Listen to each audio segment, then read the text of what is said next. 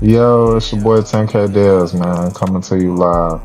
I'm the host of 10K Elite Basketball Community. Can you please go like, comment, and subscribe to help my channel grow? But enough of that. Let's go ahead and get right into last night's matchup. The New York Knicks hosted the Miami Heat in Game 2. The Miami Heat were without Jimmy Butler tonight, so we all knew what would probably happen. But what really happened in this game was Miami put up a great showing without Jimmy Butler, and they almost stole this game from New York, and they were fully healthy. So um, I really think it's over with for New York. They tried to give Jimbo some rest because they won game one, and they were just like, you know what? He rolled his ankle. We're not going to strut him out there for game two. But shouts out to Eric Spoelstra for still keeping those guys ready and for almost winning this game.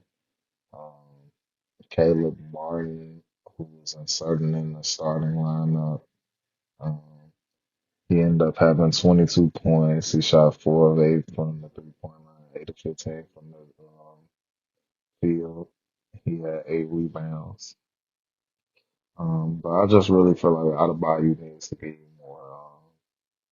With Jimbo going down, you were supposed to become the number one option, and you only ended up with 15.6 assists, 8 rebounds. I know that you had to guard Julius Randle on the other end, and Mitchell Robinson was giving you the work on the other end. Um, but it's still no excuse. You guys could have won this game. New York isn't really a formidable team to me that I would be scared of. So I really feel like Jimmy Butler is ready to get back in this game and beat these guys and get this series back in control for Miami now that they're tied up the series heading back into Miami for game three and four. Um, the ending score for this game was 111-105 New York. Julius Randle had an incredible game just coming back. With 25 points, 12 rebounds, 8 assists. Not a good shooting from the field, but we all knew he wasn't going to shoot good from the field. Coming off an ankle injury. Jalen Brunson, Jalen Brunson, my bad. He's been stepping up like he usually did. He had 30 points last night, 5 rebounds, 2 assists. Josh Hart, he had 14 points, 11 rebounds, 9 assists, and a steal. He was incredible. RJ Barrett with 24 points. He was great.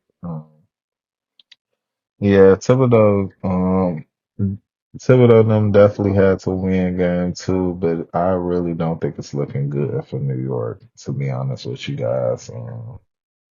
I really just don't trust New York. They're not a good franchise to me. Yeah, just New York just really sucks, bro. Like, you know what I mean? Like, let's just be real. Like, ain't nobody got no real faith in them to get to the Eastern Conference Finals. Like, you guys won y'all first round matchup and all that was cool or whatever. But now it's time for y'all to sit y'all ass down and let Jimmy Butler go to the Eastern Conference Finals. So yeah, and that's my thoughts on that. But if you're a New York fan, you know what I mean, leave a comment if you think New York gonna win the series and how many games you think it's gonna take. But I got Miami in 5 games, to be honest with you. I would be surprised if it goes past five, maybe six.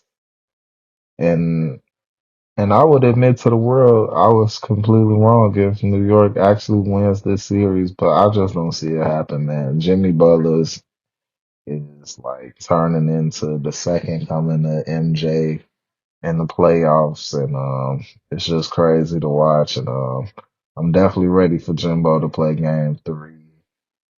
It's gonna be rocking in Miami. And I definitely feel like Miami probably wins that game.